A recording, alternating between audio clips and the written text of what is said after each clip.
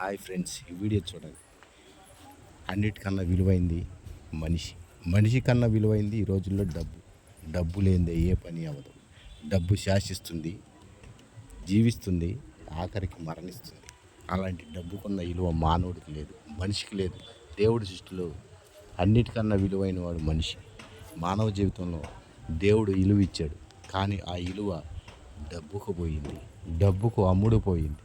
డబ్బు అనేది లేకపోతే మనిషికి వచ్చే విలువ దేవుడితో సమానం. దేవుడు ఇచ్చిన విలువను మనిషి కాపాడుకోలేక డబ్బుకి లొంగిపోయి డబ్బుకి దాసోహంలా మారిపోయాడు మనిషి.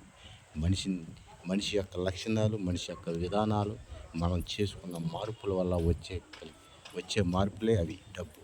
ఆ డబ్బు మనిషిని శాసిస్తుంది, రాష్ట్రాలను కొంటుంది, జనాన్ని కొంటుంది, ఆఖరికి జీవితాలను కూడా కొంటుంది. అలాంటిదే డబ్బు.